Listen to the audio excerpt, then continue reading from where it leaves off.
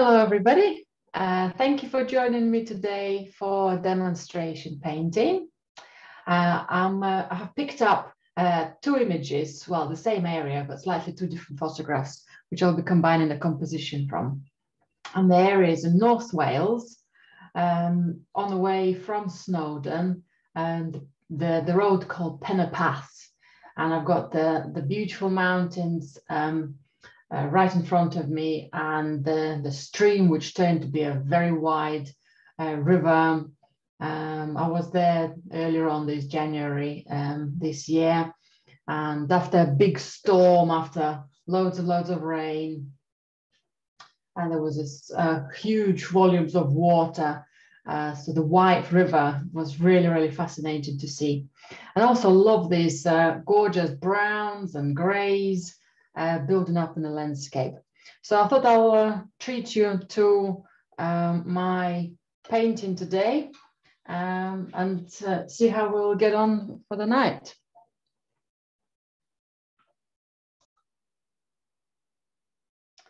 So as usual, I'm going to start with a sketch first.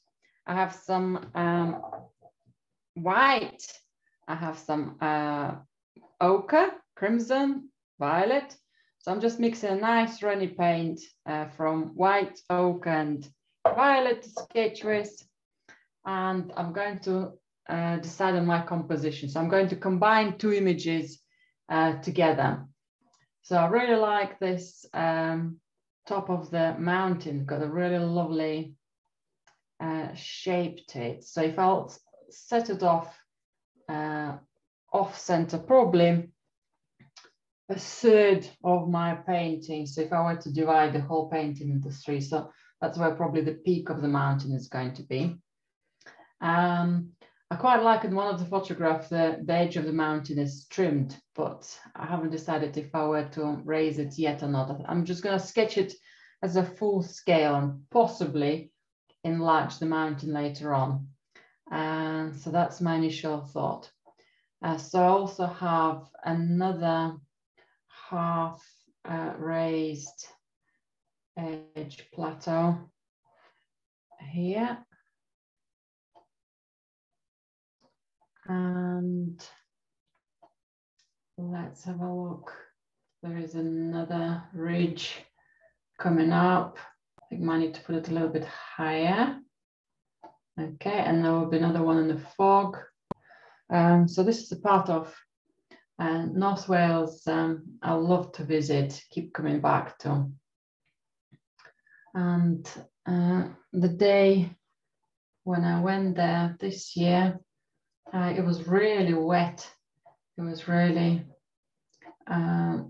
quite stormy, but the whole landscape changed because of the volume of water. The colors were much more bold, I would have thought, because the darker sky created this much more stronger, deeper colors. So that was really exciting to see. That's why I was so taken by this landscape. So this usually a smaller stream. It was huge. It was almost like white waters. Could have gone rafting there probably on the canoe. Right, let's give it a good turn here for the river.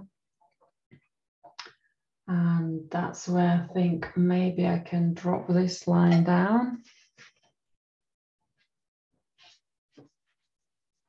It's drying out, but I can paint over it if it remains there. Okay, it's dried, but I'm going to drop it a little lower here. Okay. Just tiny bit more, and I'm going to lead it all the way down. Right, so we've got this lovely diagonal going all the way across. I'll try not to keep it as a line when I'll start painting. I'm going to try to keep it as a moving shape of light and dark. Right, so that's good. I've got a tree here, so it just might be my key element in the composition as well. Looks too light. I know it's quite a dark silhouette of the tree, so I might just leave it out for the moment. And then I can see the bank, close to our bank, somewhere here, and even possibly a section of a wall. Again, I can see a couple of stones here. I might bring more of the stones close to me, or depending how the work develops, I might not have them at all. Right, the river has all these lovely whites, and I'm interested in finding there almost the perspective, how the water is running. I can see some of those lines again. It just gives me that little steps of the almost like rafts. Okay, and there will be another one key. It could have been really quite easily swept away that day if you wouldn't have been careful crossing the river somewhere. Okay, and I also have a part of a wall here, which again has got all these lovely quirky lines. Okay, another line division for myself to find character that's going to be a nice dark section for them. For this piece, and I think I'm going to try to put my mountain a little bit higher and create an image that's just out. You can't quite see it. Okay, I might just move it a tiny bit more further towards the center.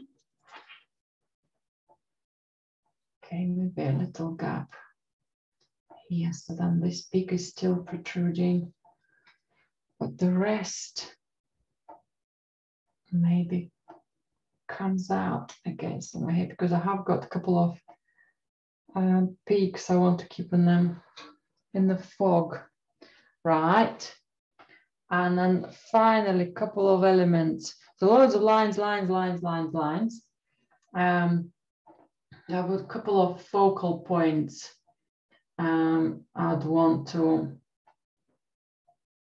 still remain. So somewhere here, a few distinctive landmarks. It's like a little quite wide ridge, quite rocky area. And then bottom of it, kind of over that little valley, there's a little cottage. So at this stage, I need to make sure that I'm going to put that cottage somewhere. It's not a massively taking too much attention to itself, but at the same time, it's not lost. And I also don't want it to be too central. I want it to stay further back. I think I'll just keep it somewhere here, so all we can see is a small little mark. Okay, and there is also quite a big rock in a scale, an actual scale. It's a massive thing, but against the big mountains, we don't see it as much. Okay, so that's as overall the layout is finished.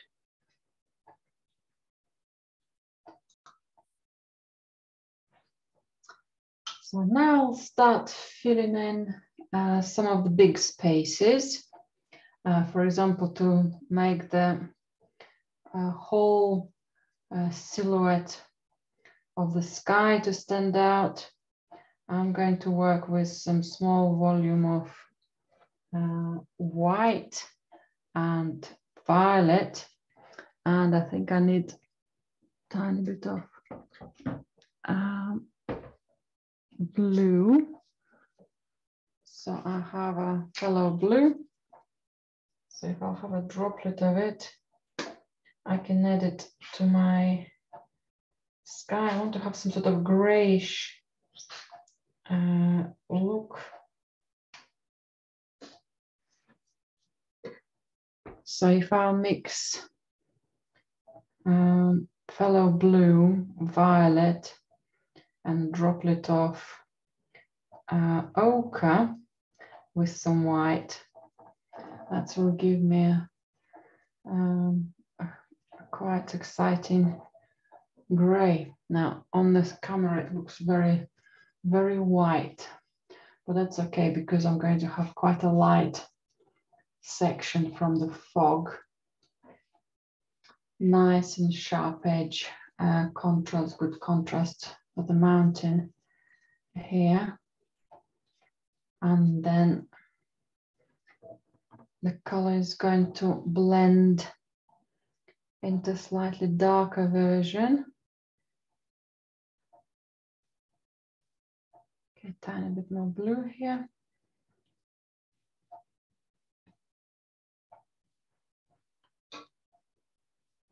So I'm going to just blocking this area, but at the same time, I'm thinking of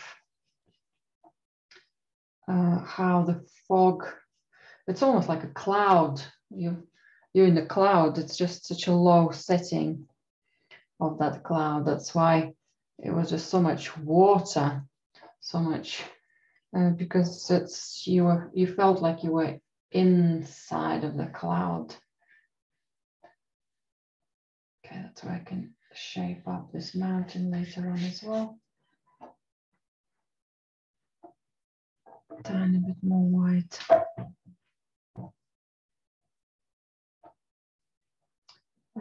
So for the moment, if the sky will start looking quite solid in its light, it will be toned down by the time the other colors will appear on my surface.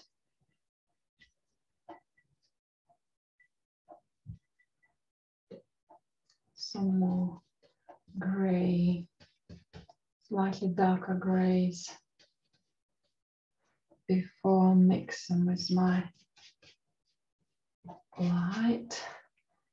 Hopefully that eventually, so that one's already also is drying slightly differently, which is quite good, slightly darker than might have appeared first on the screen. So my layers are quite thin. They're not overly transparent. I have got quite a bit of water there, but they're not too thin. Otherwise, the tones will dry much darker. Right, if I'll get small amount of blue here, that should give me an extra grayness for some of the mountains at the back.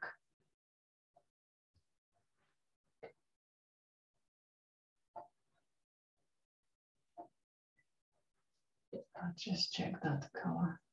No, that's a little bit too light.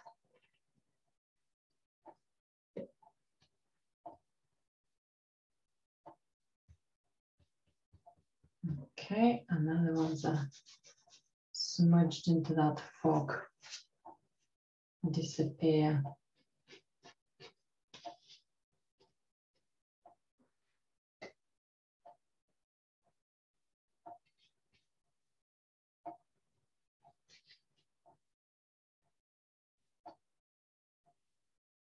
tiny bit more now.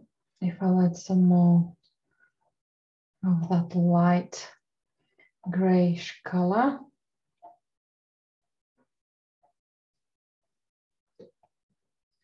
And then that fog will be overlapping just overlapping this area.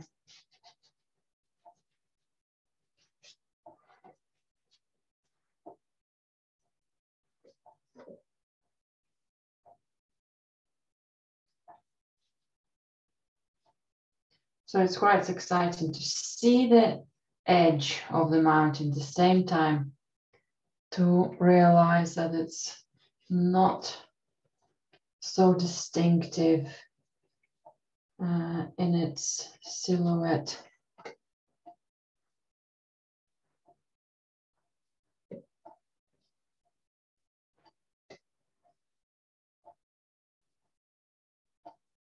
Right, so I'm going to add some more white here as the color is slightly drying, and I have a bit more predominant purpley ochre color. So that's quite an exciting contrast here.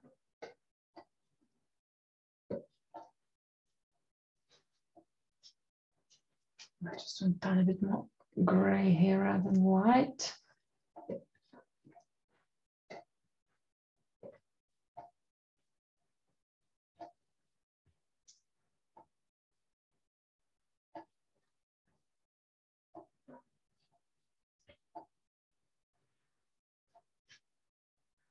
Okay, and then a bit more white on the other side.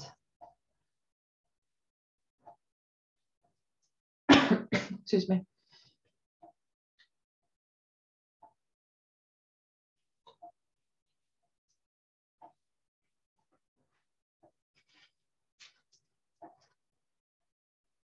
And again, I'll just soften it. And because my paint here already dried, I'm just going to add a tiny bit of water.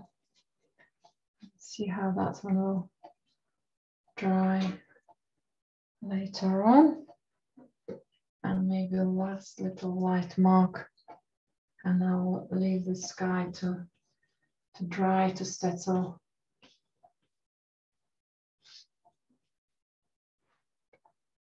Okay, so that's looking quite exciting. And while I've got some similar tones, not the same color, but similar tones, I'll do a little bit of water just to give it a hint and balance, more of a balance of light. I might not be in the right color to where I want to be, but if I'll give some of these white water patterns some definition.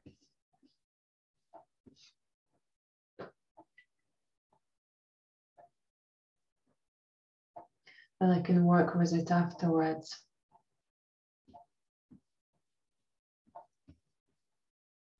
Okay, these ones going somewhere that way. Lots of very whispery lines, which again I can do more definition of later on.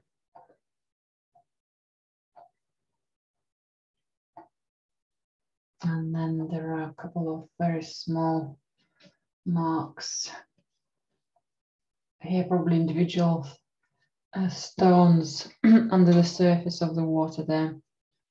And then the really big chunks of white. Again, my color, you can see I'm starting to apply it with quite, well, it looks quite a strong white.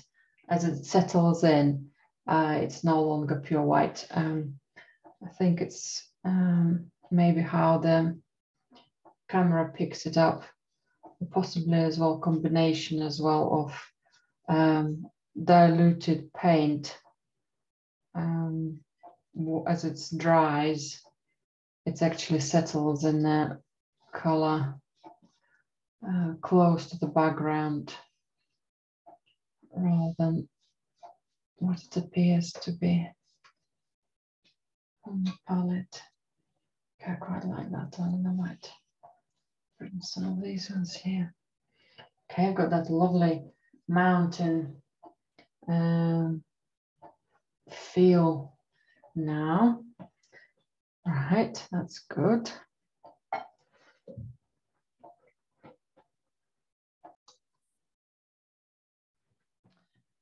My next step, because quite a lot of parts of the painting going to stay that beautiful violety brown color. So I'm going to leave those darks for a bit, and I'll start developing some of the orangey colors of the moors, of the grasses, of how that orangey color is going to be moving into purples and violets, and kind of look for that beauty of that raggedy landscape. So I'm mixing some white, ochre, and red. And I'm just going to put a couple of marks. Okay, that's quite exciting. Orange. Let's just see how that will settle in.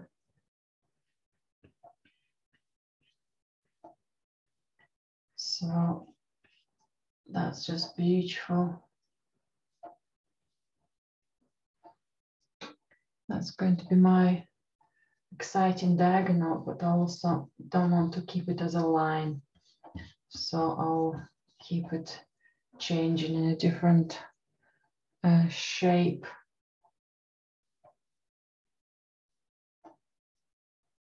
And there's beautiful light here as well. I might come back with some more ochres there as well. So far, I'll just put it a little bit more bolder. Okay, tiny bit more red. Using my paint mixture, and let's get some more close to the cottage. To highlight the cottage in a way, I need to have some sort of leading point of light leading to it. And there might be a little bit of white within the cottage. Okay. And let's see if I can get some more of these reds. Some lovely grasses.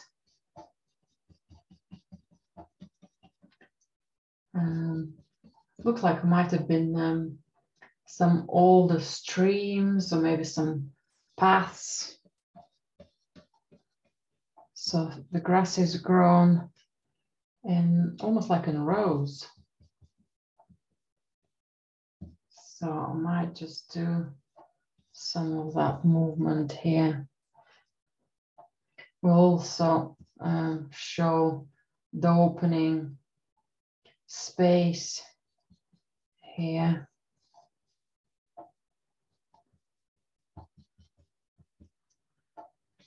So far I'm doing some just drags of the brush. It doesn't mean that this will stay there, but it's also in a way reminds me of what I'm looking here for.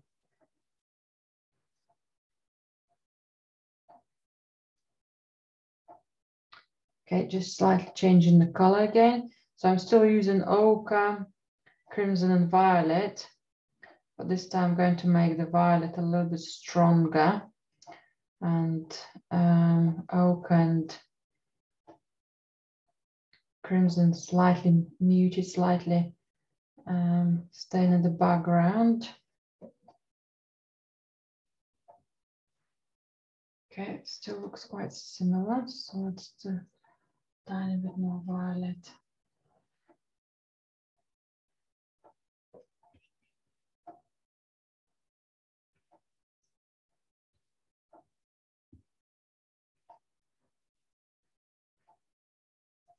I'm expecting for these colors to dry slightly darker than they are. So then I can put extra highlights on some of these areas. And I'm going for all these very warm tones, very warm setting. Because at some point I'll also have some coolness. Okay, that's will be quite a nice dark, deep, violety red. Coming close to the cottage.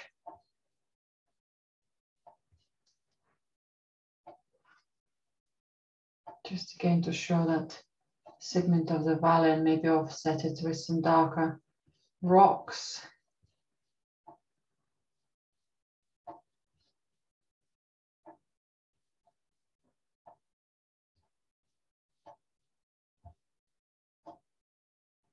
And also possibly this color climbing up the mountain there as well. And maybe similar corner here. Almost like a patch of fabrics.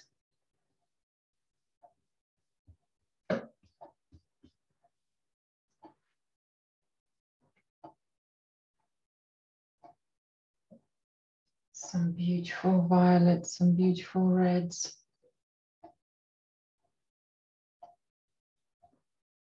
So if some of the background colors in some areas might not going to be filled in, that's will be quite beneficial. They'll be quite happily blending into the place. Just going to give that rock a tiny bit of color as well.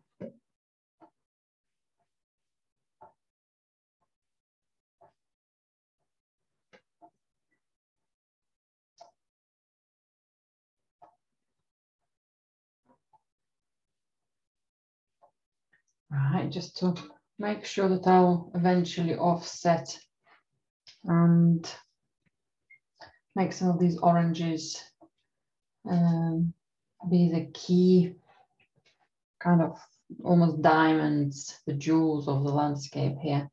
So I'll need to support them with some by offsetting them. Right, tiny bit more violet again. I'm moving further into the orange when I need some more beautiful violets here.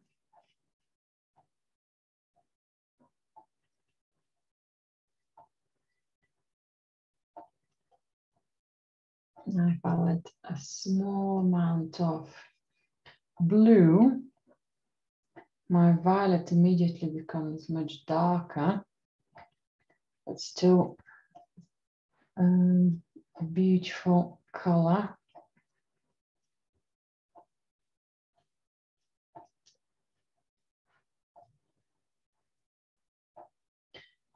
Tiny bit more blue again.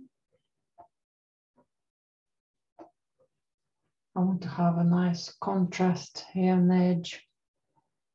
Okay, maybe a bit less ochre on my brush.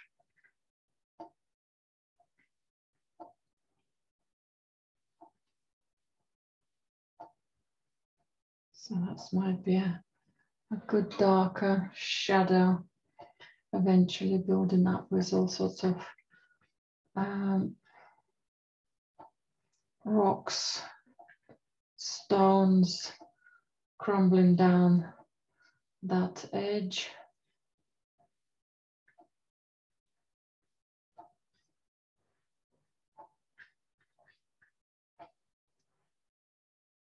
Okay, that's quite a good color here. And I like that contrast as well. It might not be the darkest one, but it might give me a good starting point to use it in a couple of other areas.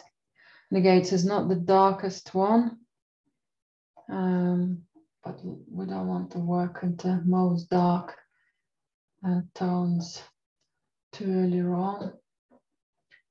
But that should give me an opportunity to build up other contrasts through the painting.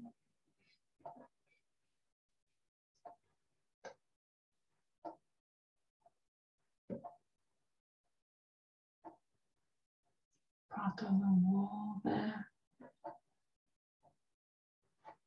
Okay, this rock might have to be slightly white afterwards, but let's just build this wall here.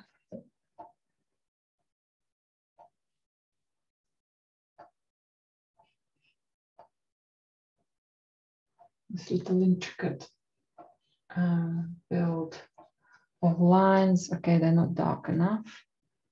I'll just come back to that darkness, because that's will be an important contrast here.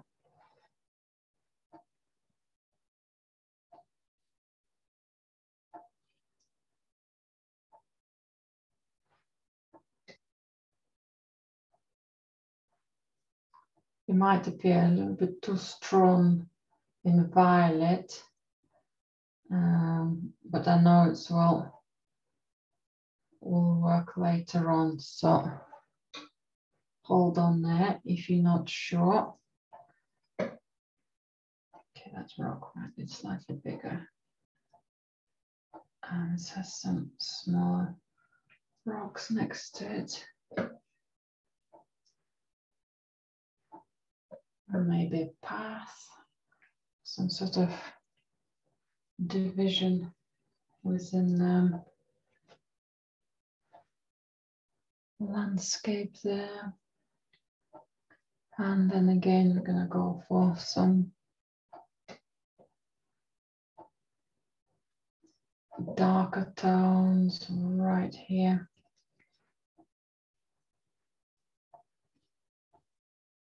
For the wall, so normally you can walk next to the wall, but the water is almost in some places goes over it, definitely flooded that bank. Very dramatically flooded the bank. So I might show that collapsing, kind of sinking in part of the wall.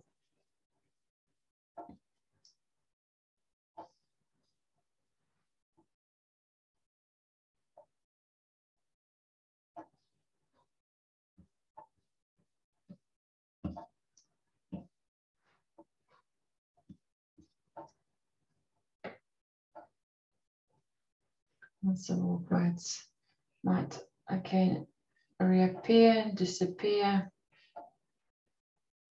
Just want to make it slightly different, so you can see that that's the wall which is semi-collapsing.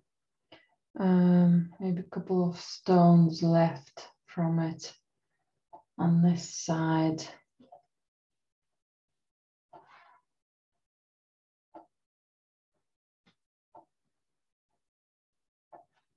And let me put a couple of shadows on them, on the rocks, on the wall really next to me, and see if that might be something I'll be interested in keeping.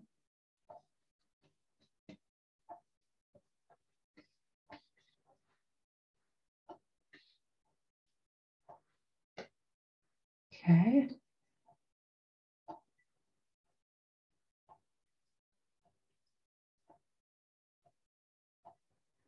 And maybe some hints of grasses. I'm using fellow blue and ochre. I just want to have some shadows again. Not coming out as shadows yet. I'll just top up some color.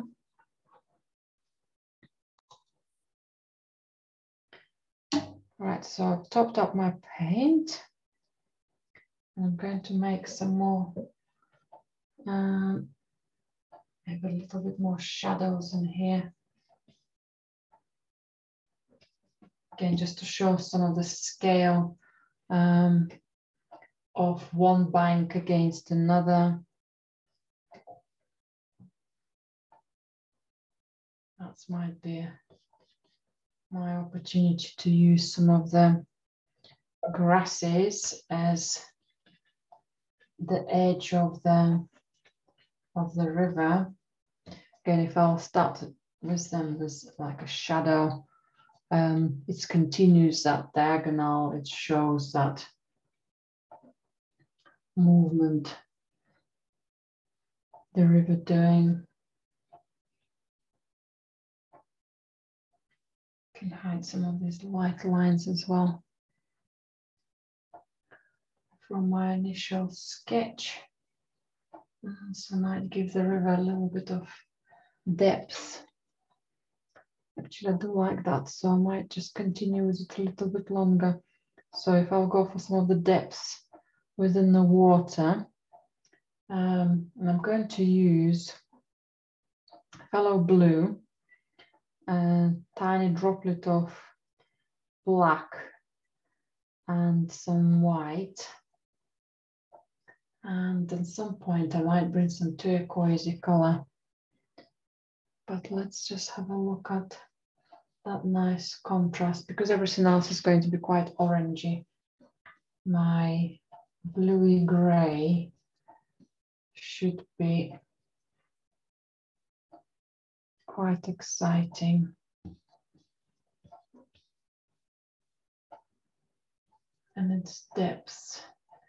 Right, so where those lovely steps, where that white water is created. So I'm just looking at the most dark tones, then the most light, well, kind of most of the shapes of the lights. Maybe not the lightest yet. And these are going to be some of my most darks. And maybe some medium tones as well.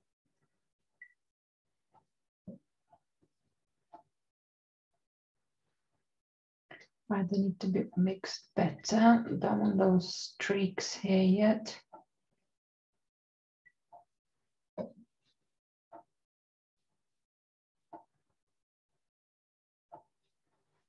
I think I need a hint of ochre in this as well to make the water slightly greener.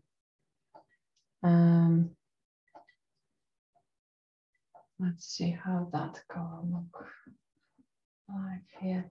It also will show that the water is not as deep in some places because there's so many rocks close to the surface. And that should show that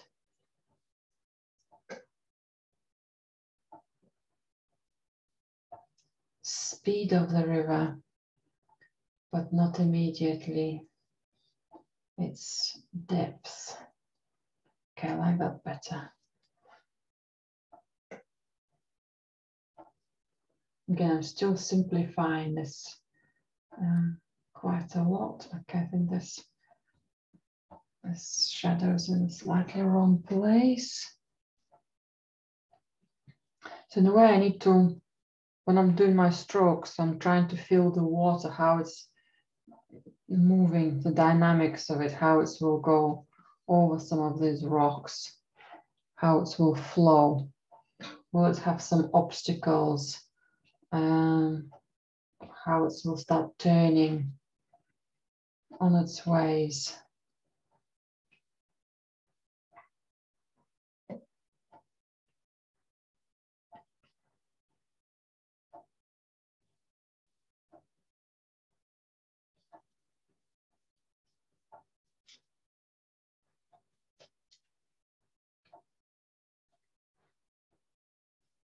So then later on I can come over with some highlights again and get more definition. Here we're going to have loads of other movement, some swirling water.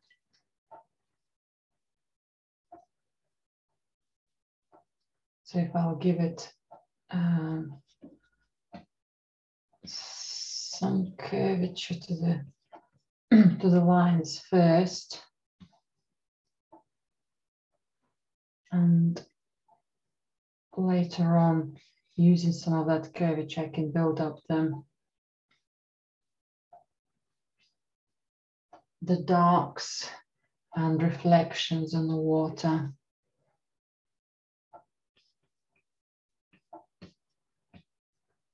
And also some of the smaller highlights.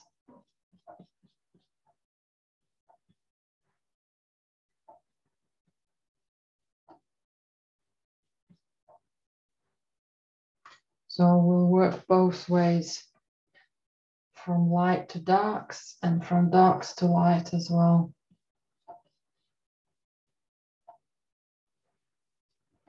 Okay, so most of the delightful light segments have disappeared, but it means that I could quite happily build on them later.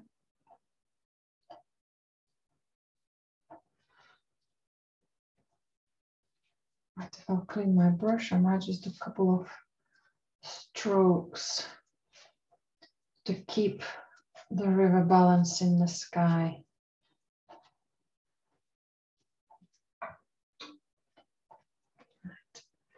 Tissue paper,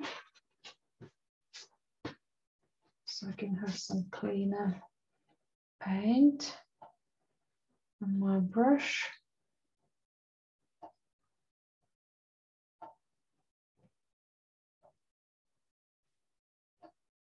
So I haven't washed my brush, I just wiped it off. I often do that because I don't want a perfect white color. I want a little bit of presence of the previous color being there. I don't want to have some of the little marks.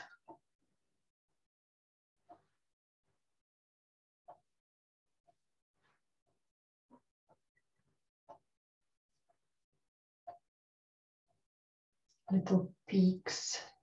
Again, I need to be careful not to get carried away with too much details at this stage.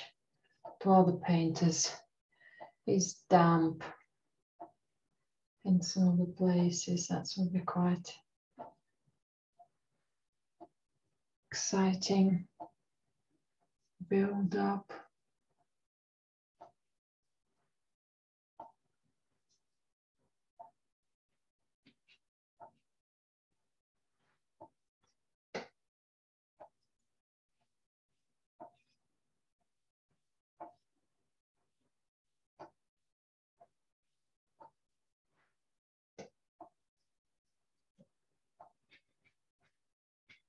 Just dragging some of the colors, adding a tiny bit of water, and then overlapping the darker segments.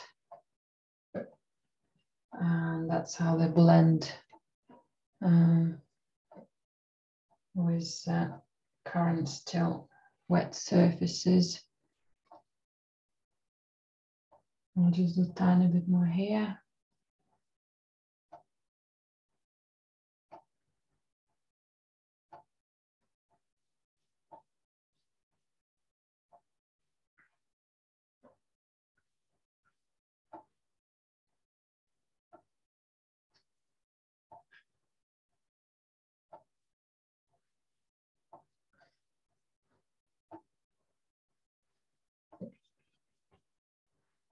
Again, I'm more interested in the character creating of the character of the river.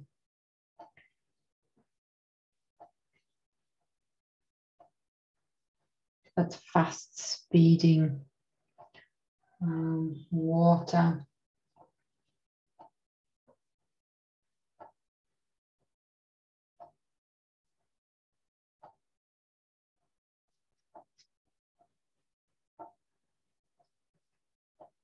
So much lighter tones. Right where the water just goes over the boulders, and then it's disappears or smudges or creates that lighter drag of foam.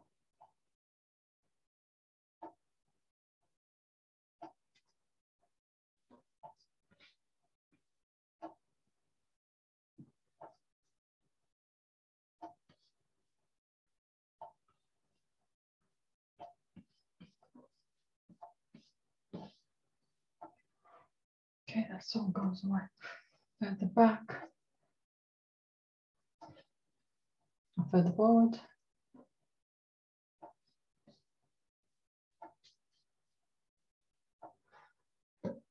Loads of white's gonna go there. If I will work the whites, I'll come back to it. Just a tiny bit of whites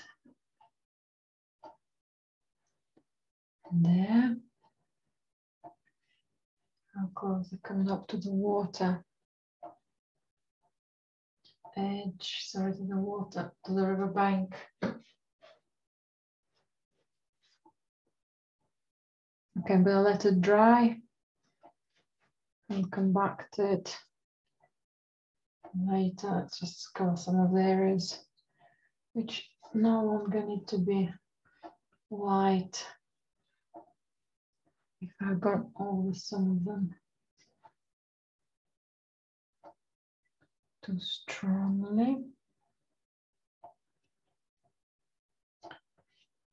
Maybe simplify some of the segments here as well.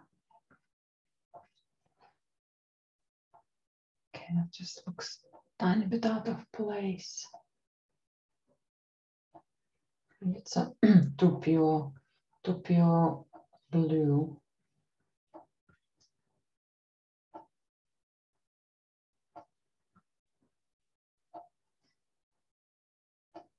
So just by mixing it together with other colors, I'll get it back.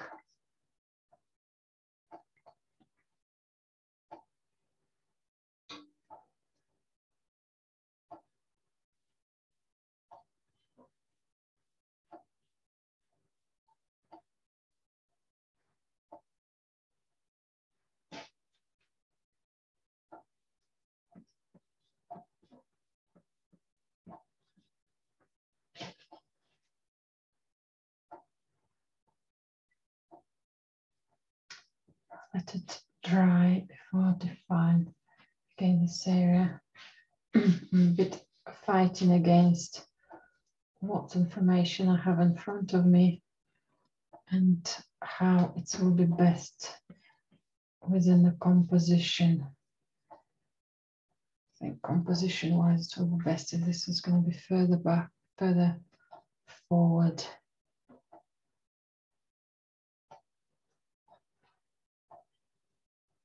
Part of that slightly darker.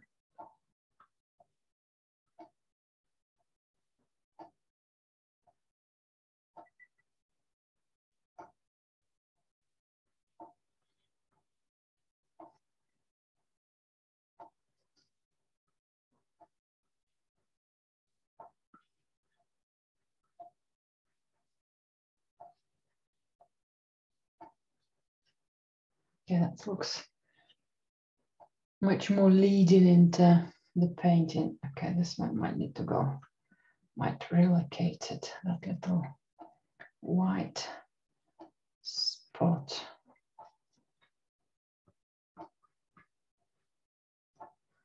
Might come out somewhere further here.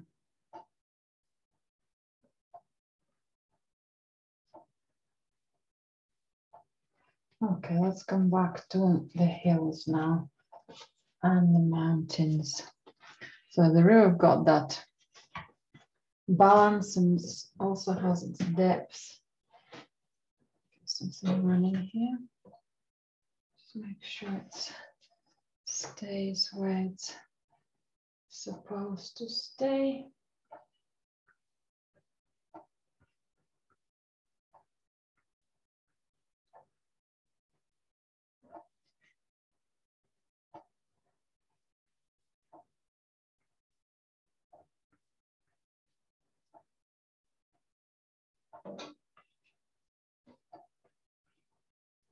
Okay, the paint is slightly dry now, so I might be, if I'll start touching things up, I'll start to repaint a lot more. Right, let's move back to the mountains. While I have some of this blue, I think I should touch up some of the tops of the ridges here and there with that bluey violet tone. I want to keep most of the warm colors mainly on the grasses. There's some lovely warmth, warm light on lit up area of the mountains, but I think I'll have to do them maybe in a different way to show the light. Otherwise I will be competing with the grasses too much. Okay, let's just try some of the color.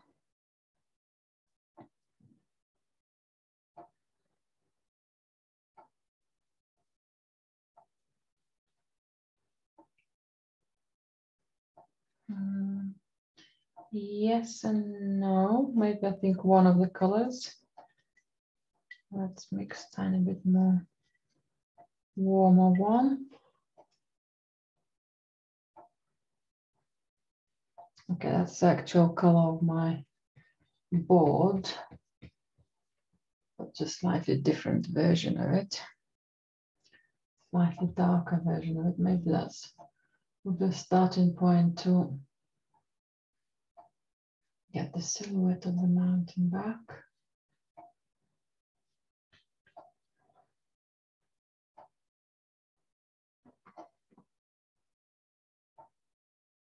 Okay, that will have to be here. I need another brush to help me out from two ends. So I'll work into the sky at the same time, because that looks like a silly silhouette.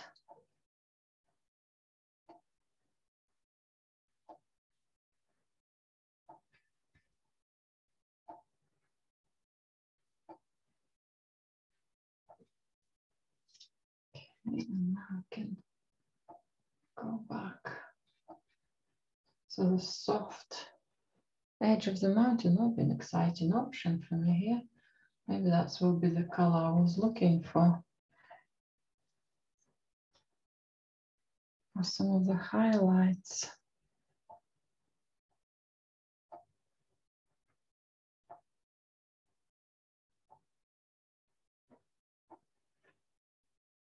Right, it's quite watery paint, so I might need to see again how it settles and contrast.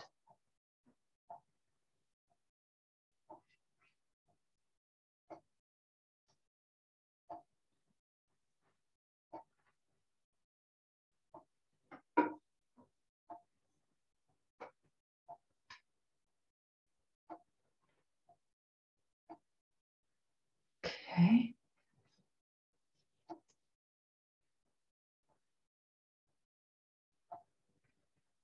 It's quite exciting shape here now.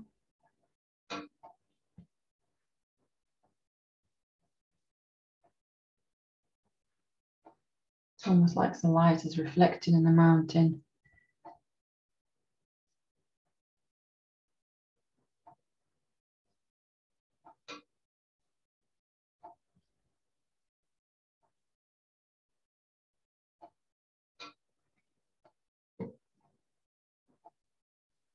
Let's get rid of some of these initial sketchy lines.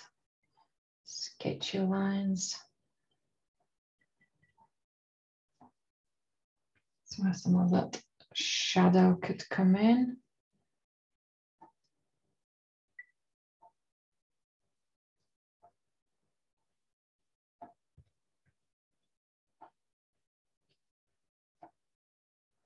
Okay, it looks like a big blob. Let's find it's a better shape.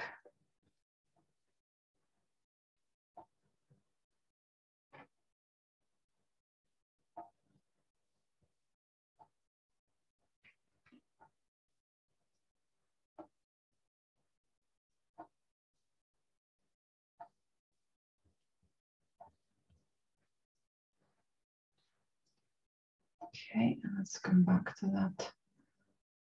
The color.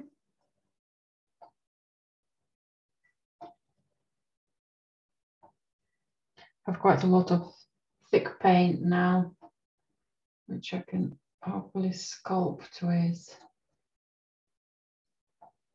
Almost as an oil painting. Have this softness of the strokes because of the volume of the paint on my palette.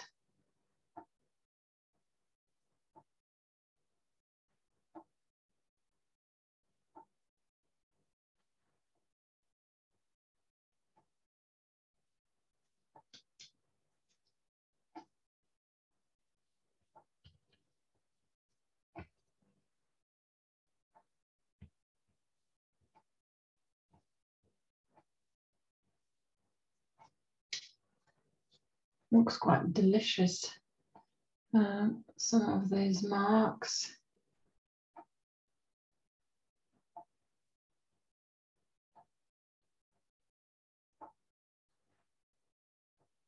The mountain slowly started to glow. Perfect way to show the water on it. Reminds me very much how Catherine Williams paints. But we'll see how it will dry, if it will still have the same effect or if it's the effect will start shifting. Now I can see, now put some extra dark tones on my key mountain. I can see that this key rock as well could be balanced with some more darkness.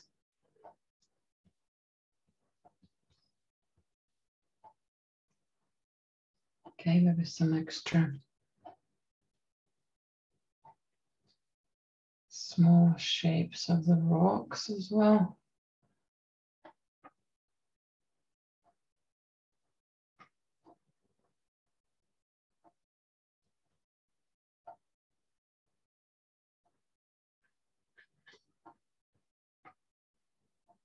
So what comes back as extra dark.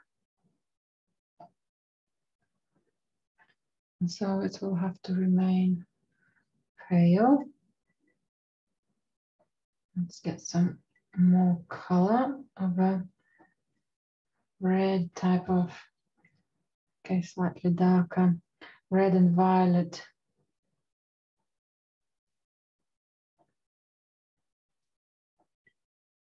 Color, tiny bit more darker still, or more violety. We want to get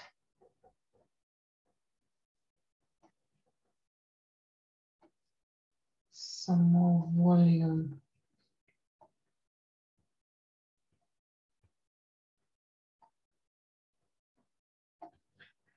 Yeah.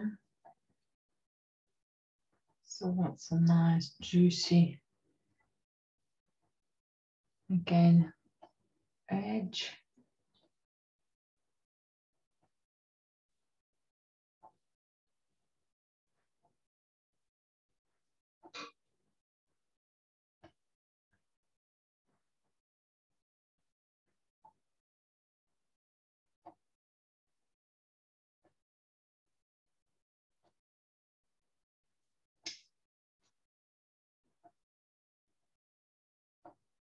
Okay, some more darks could come that edge, and then everything else is going to be much lighter behind it. Okay, maybe some rocks here. Again, let's see how they dry. We can see them.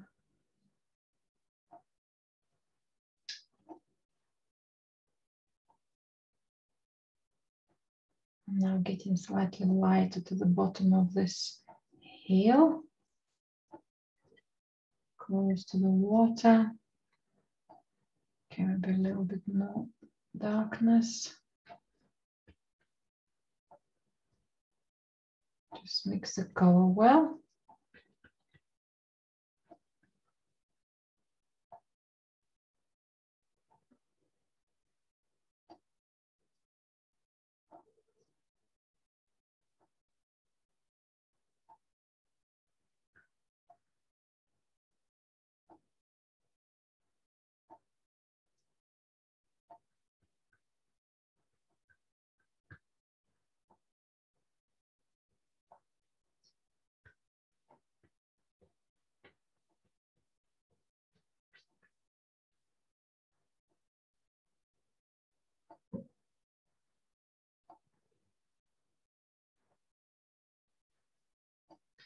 Right, and also let's see if I can use this similar color to balance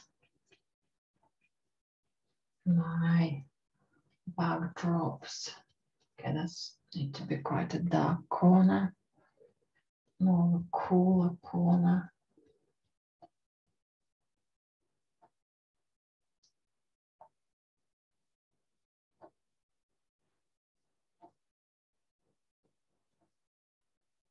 It's almost like a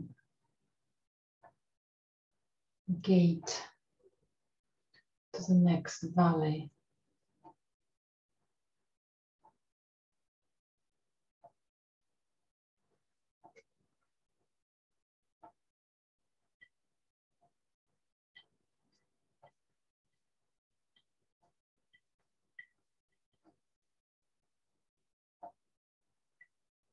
I'm just getting some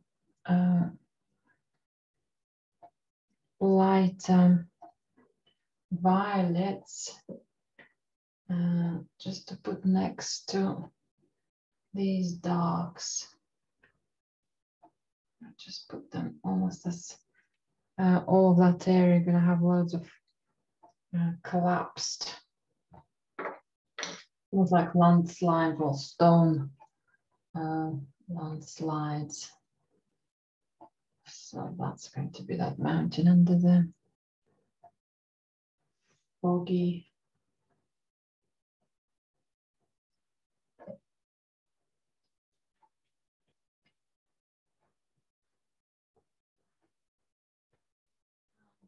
Fog.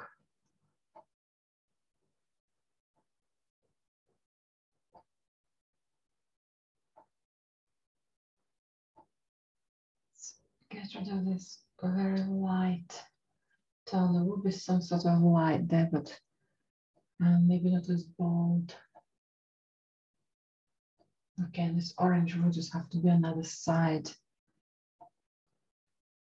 of the hill. So then this area could still have some more grays.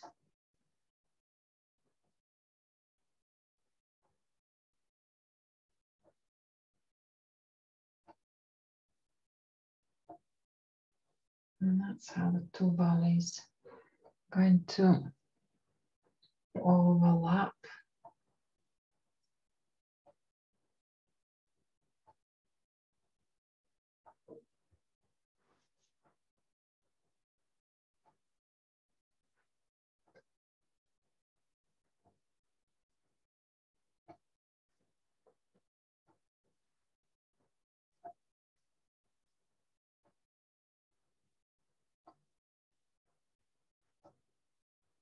Okay, that looks like I've got the mountain in the fog, just diving into the foggy edge.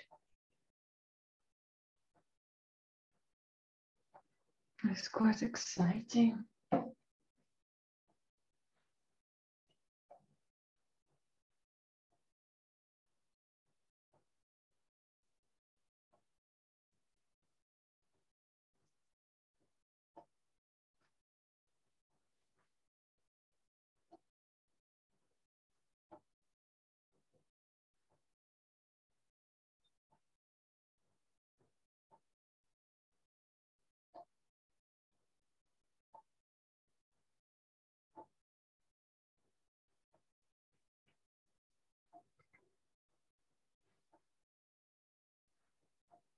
It's good to paint over the very dark areas and then find the highlights. Right, I think I overpainted these ones.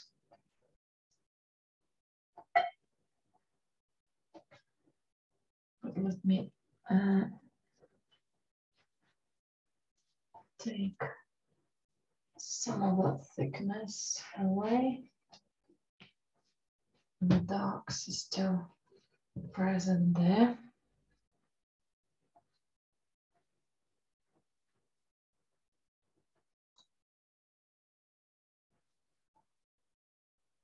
Right, let's have a look now at some of the middle grounds. And come back to some of them happy oranges, orangey colors.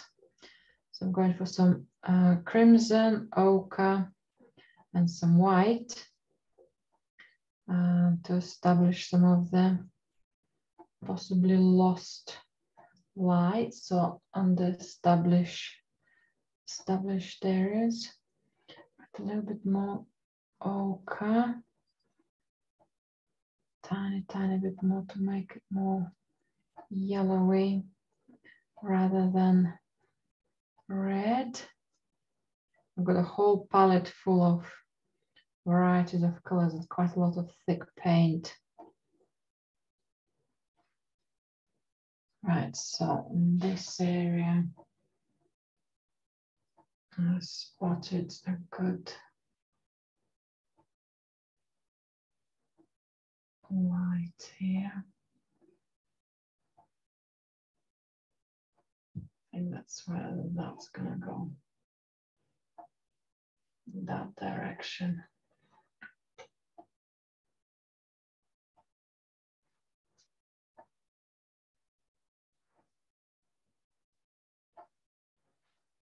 Okay, time too light.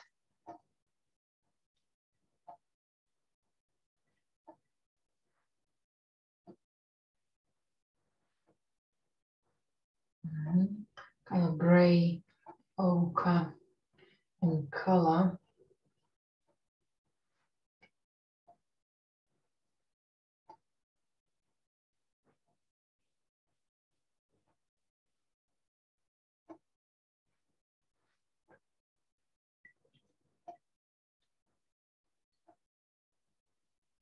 And some paler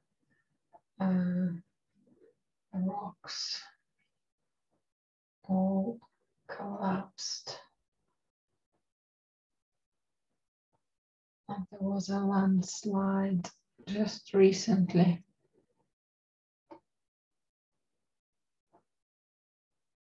Looks like they're gonna all come tumbling down on you.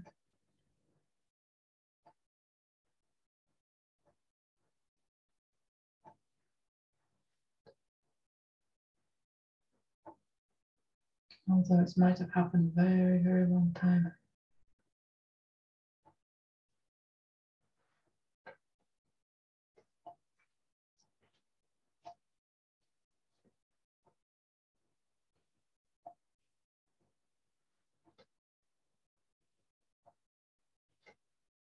Okay, overall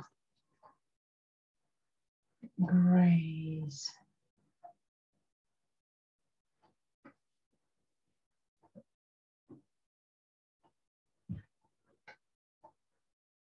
So those become smaller nuances. I think I need to be careful here because those colors are quite strong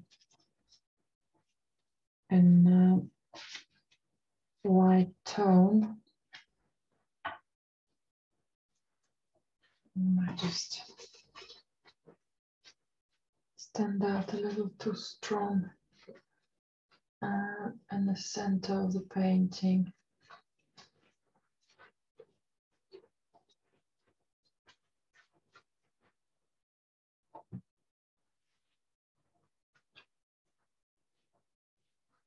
Just smudging it with a kitchen towel so it will then settle much more gently.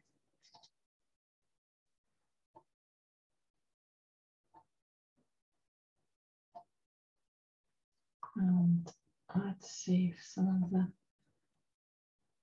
lights, just a very subtle lights will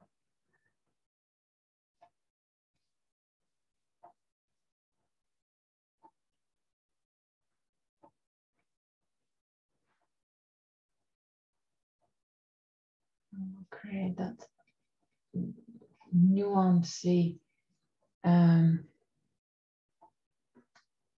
almost like a spider net of crevasses and ridges and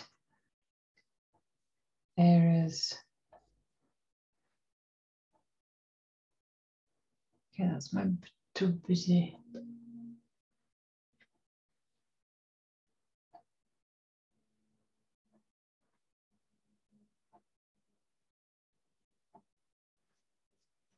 I was thinking of repainting it, but actually I can just lift it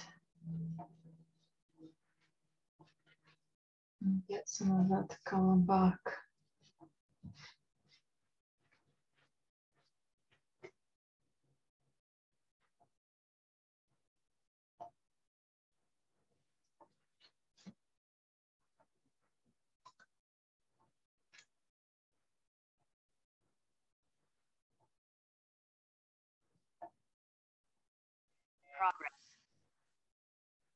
Okay.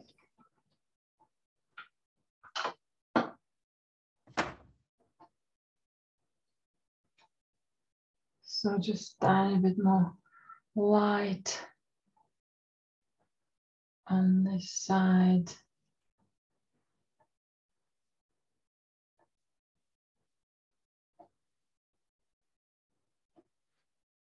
And then just see how it settles in.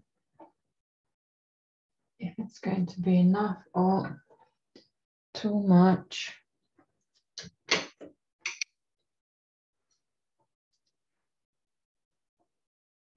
Now the light around my mountain has dried, slightly patchy here. So just tidy that up.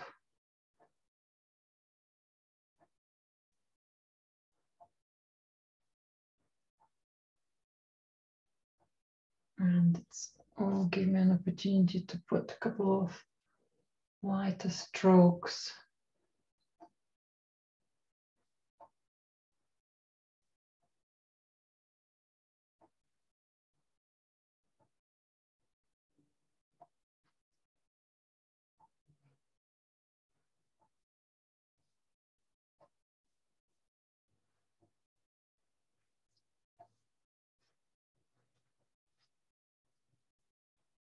It's quite nice.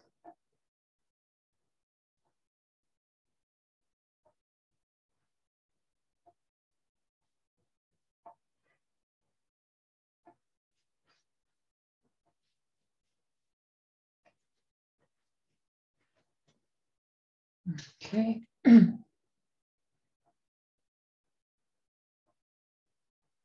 I have got a lot of, excuse me, darks in there, but something in between.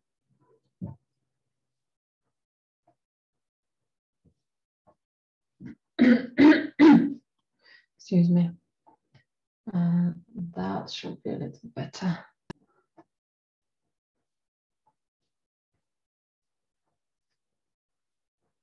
And then all this one could be tweaked again to the landscape from initial strokes and initial exciting patterns. And now it could be more settled.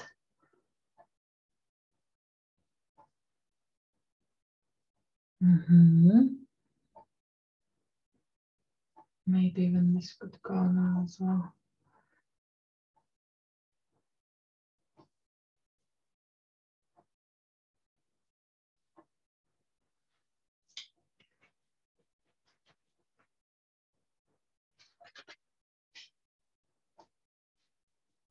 So it's good now because a lot of areas has dried.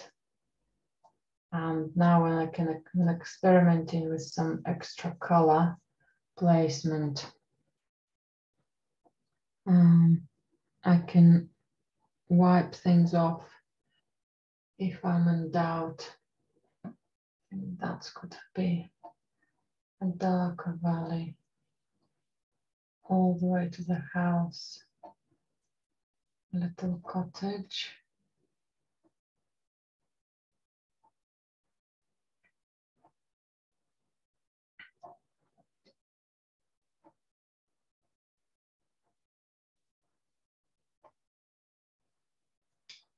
A little cottage. It's going to have a small window and a lit up roof.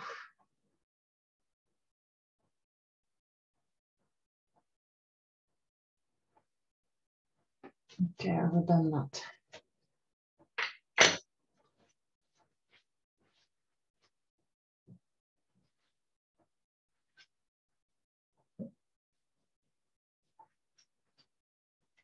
So let's wipe it off. Maybe that is already looking better. It's no longer jumping at us, but with some mystery to it. Okay, I'll leave it like that for the moment. It's staying hidden within the landscape as well. Okay, now the background is much more settled. I haven't done much here. So let's work with some paler grays, blues. But again, almost like a misty feel for it.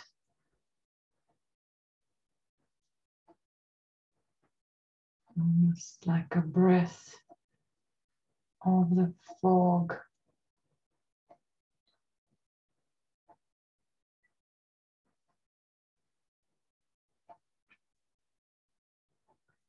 Okay, that area is slightly darker.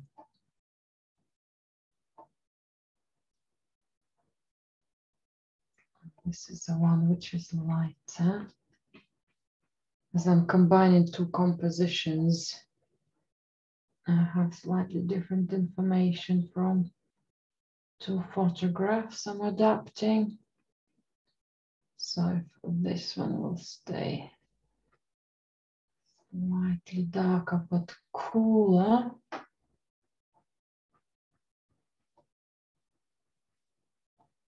Okay, I'm gonna let it dry and then create an extra three-dimensional effect for it. Actually, this color is a good one to put some of the highlights on some of the rocks here. I recommend a smaller brush for that.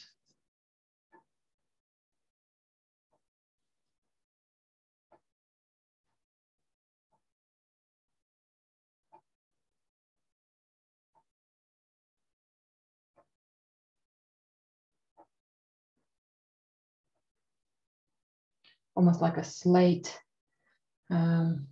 color, the color which will reflect the coolness of the light, the surfaces. I don't quite like these similar widths lines.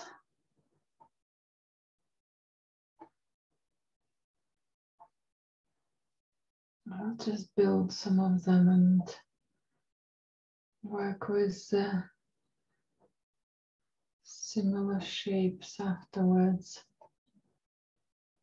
Again, just want to scatter them a little.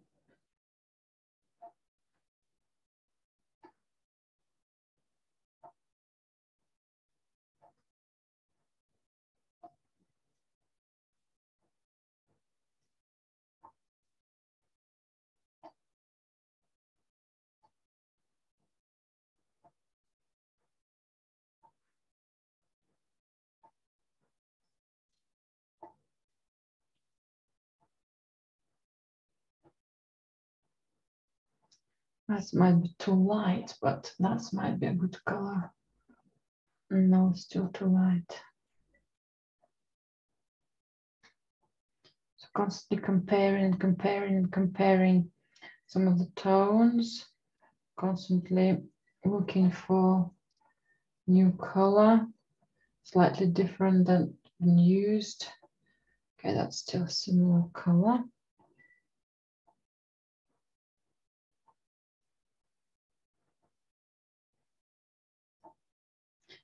So if I'll mix too dark color, it might be too strong. I need just a perfect slight difference. If I don't mix enough, I'll do a couple of strokes and I'll run out. So I'll also try to mix a reasonable amount to last long enough.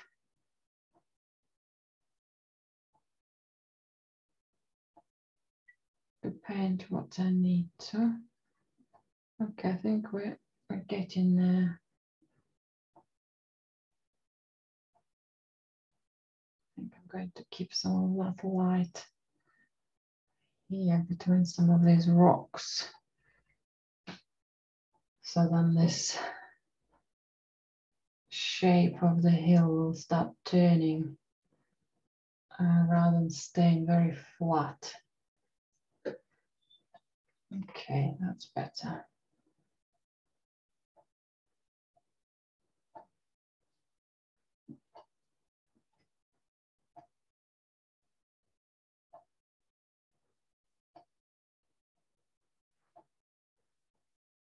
Okay, let's see how that dries.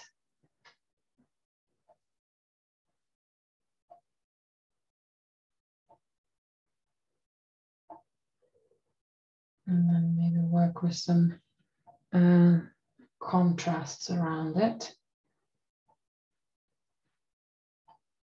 On this exciting color, I'll need to be shared between some of the areas. I think here I need a tiny bit more darkness.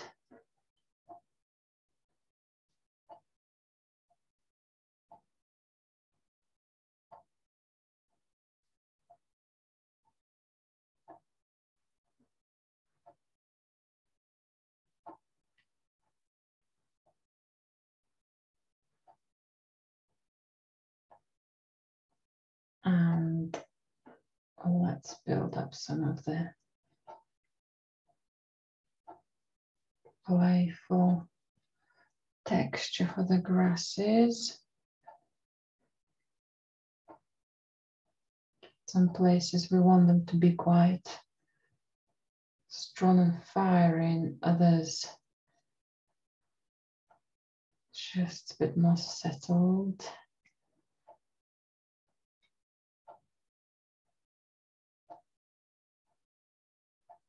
Okay, we also don't want to have, I don't want to have loads of similar lines going around the mountain. So this hill. Okay, let's just focus on the grasses, maybe come back to that. And maybe come back to that shape afterwards.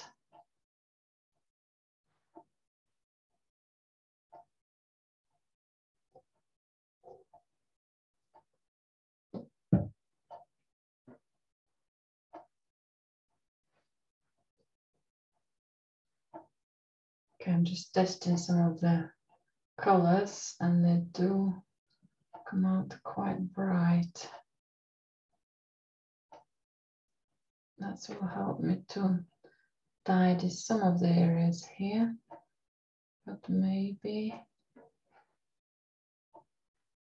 overcharge, over-exaggerate the light in others.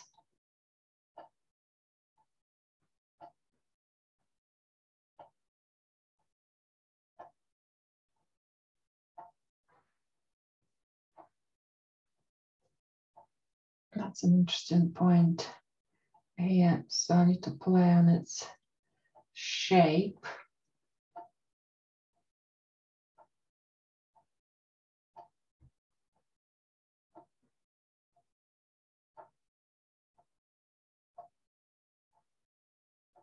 So it will lead towards, okay, that just looks like two straight, perfect line.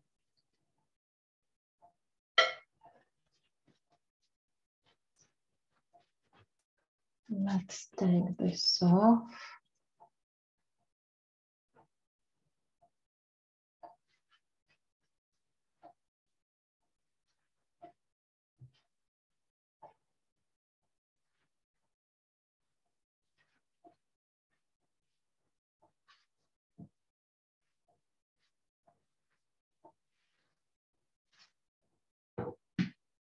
I think I know what I've done. I think that exciting dark line shaped up the mountain in the wrong way.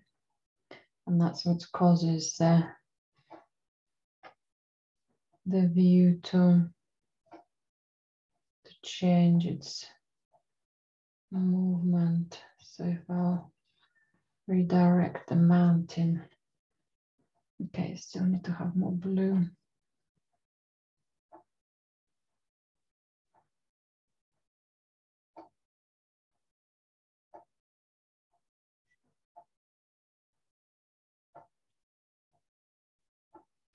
More blue. I did like that black shape, but yeah, it didn't overall work with the composition. So I'm using a plain color just to calm the area, and I'll let it dry before I'll go back and start working into some of those shadows again.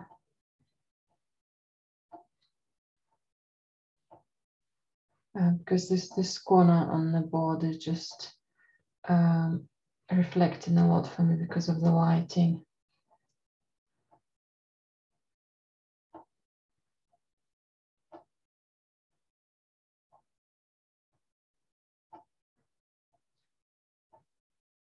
Okay, but that at least that's sorted that corner, so it's no longer so bold.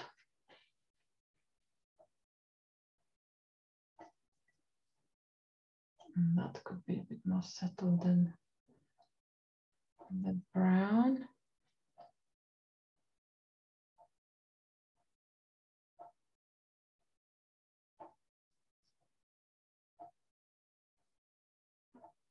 I'm fascinated about all these classic British mountain colors of this beautiful purples and the moors, and how they complement each other, how they contrast each other, how that varieties of, I might have said dull, boring, non-interesting browns could be a key. That's much better. Now we've got that swirl going on.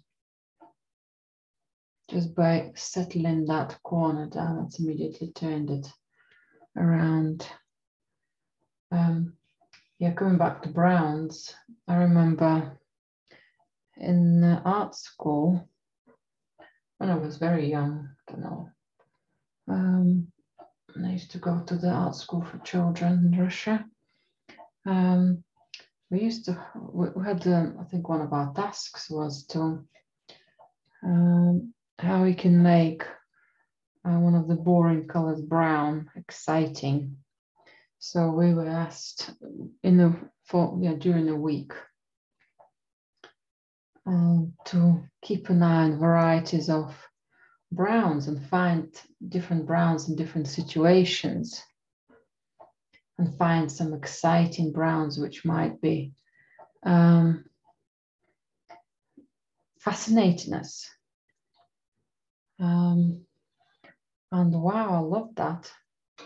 Just going and looking and then remembering what the lighting might be or what was that. I remember looking at some old fences in old wooden houses, parts of Russia as I was walking to school. And that's when I found out that the actual browns, what ordinary public might say, the tree trunk is brown, something else is brown, but it's actually when you start looking, they're not. So I found these fences an old Russian town where the still wooden houses were there, probably at least 100 years old, wooden buildings. Some people still lived in them, and the browns were so beautiful. The violets, the grays, the silvers. I almost had a sketchbook out and just was writing down all sorts of varieties. It was fabulous.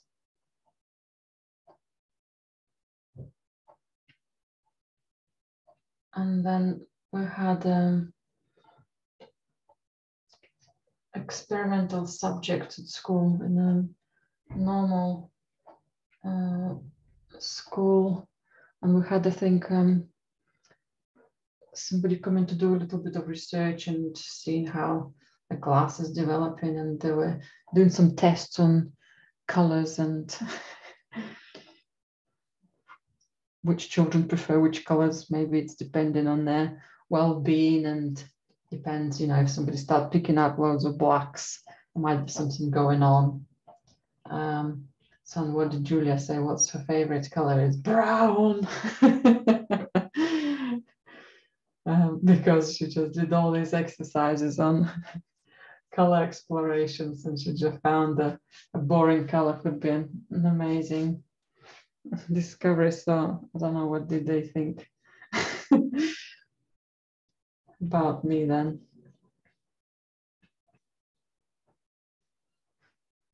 Right, so I'm looking at the middle part of the painting and trying to rotate and try to move it.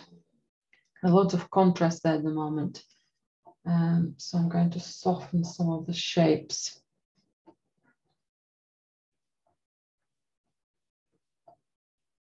Combine them a little bit together.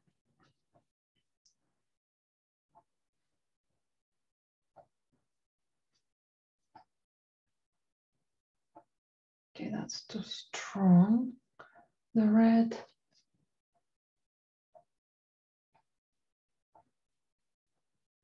I think these super dark strokes are a little bit interrupting, and the scale of them is too big.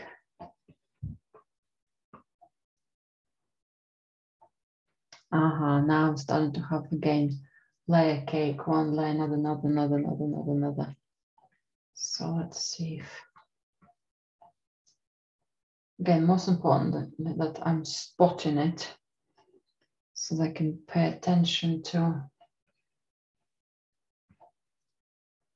some of it and fix.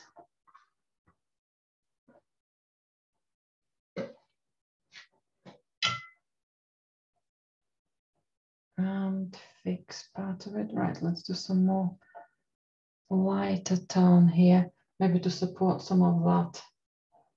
So some of these grasses were lighter supporting it, but let's do it maybe in a different way. Maybe just do the tips of them.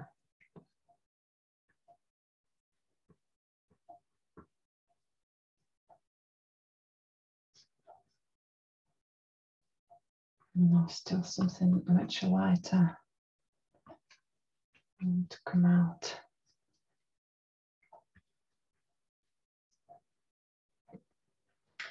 layer cake is still there.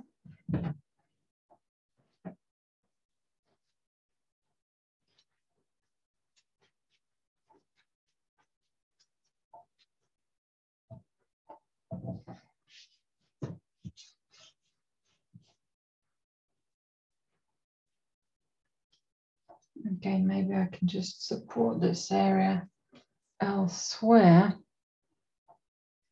and then that's where I'll go more gently.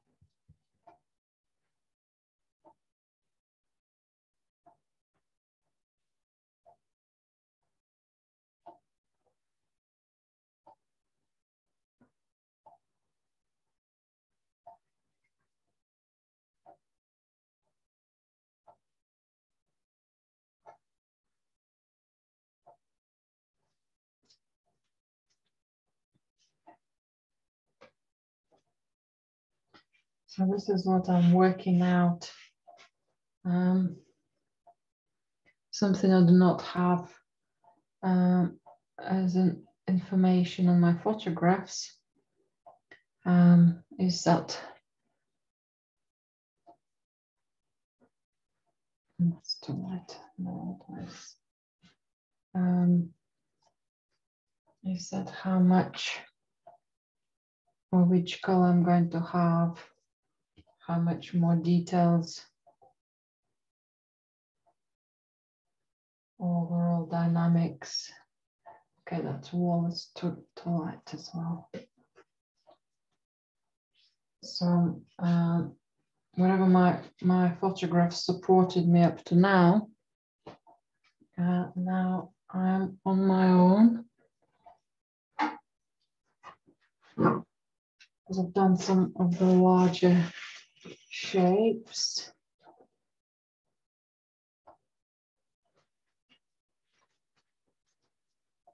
And now I need to make sure that my smaller details are exciting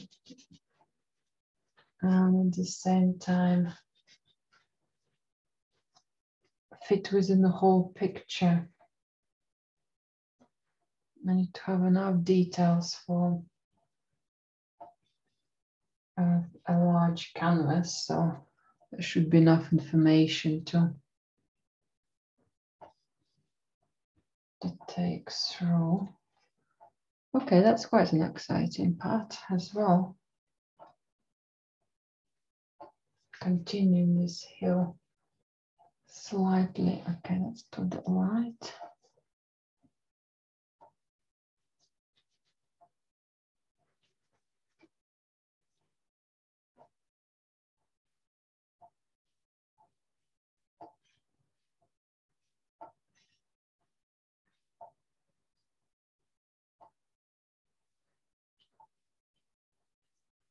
This might be the color for the wall. Yeah, I still haven't decided if this wall, the foreground, is going to be here or not.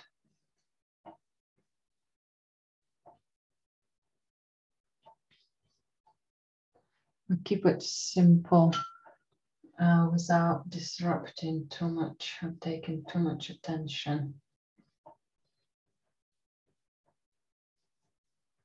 Because it's need to support the work rather than distract or take that focus away.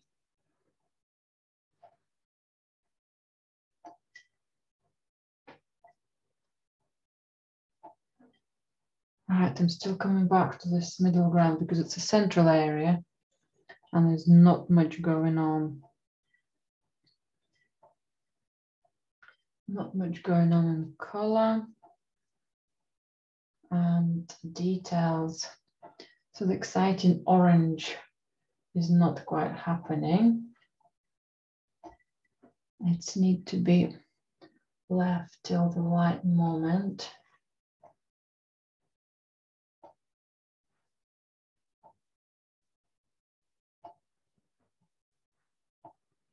So very soft changes of tone. So I'm in the right tone zone here. but not quite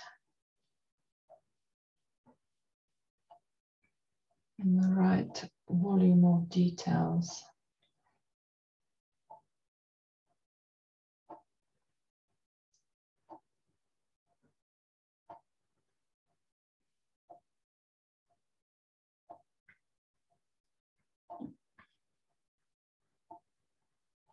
Okay, orange and violet offsetting each other. That's nice.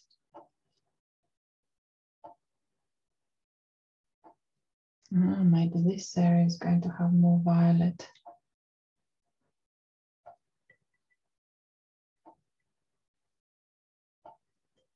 Let's try that.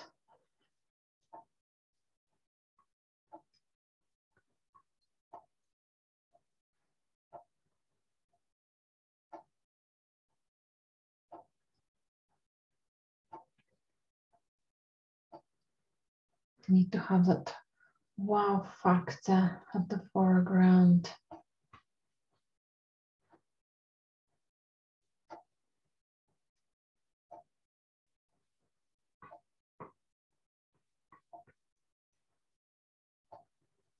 And on that extra depth. But I don't want a layer cake again.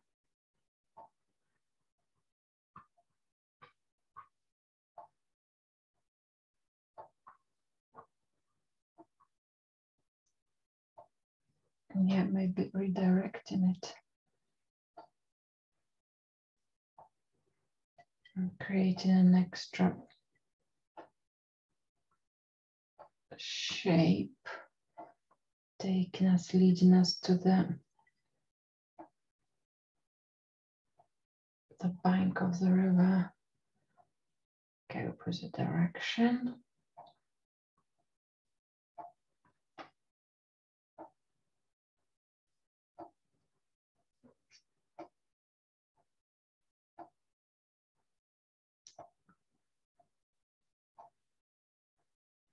Okay, yes, that's much better.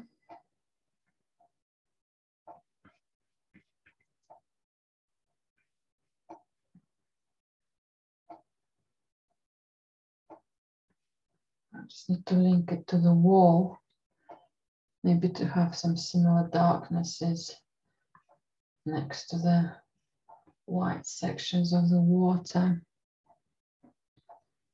And let's hope that it's going to dry in a similar way as it is here now, because that gives extra drama and contrast with the water. That's better, that's much better. So the moment of struggle, one of the moments of struggle is overcome.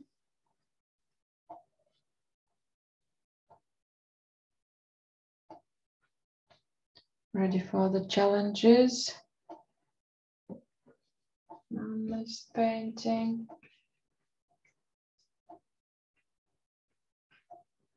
Yeah, what a dramatic build up. Maybe something balancing here with some darkness.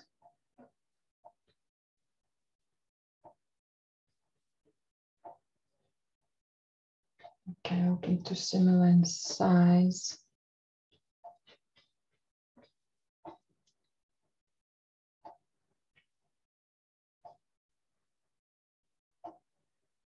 And maybe some of the darks in the water might have some similarities because it's the same rock.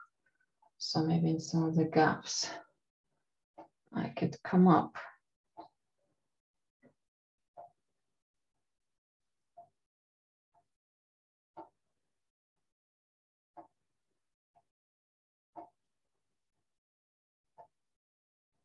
With a couple of rocks standing out.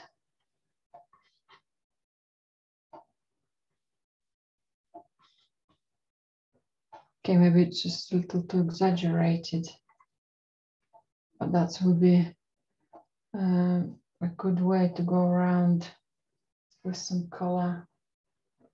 When I come back to painting the water, yeah, I think that's a new dramatic tone found.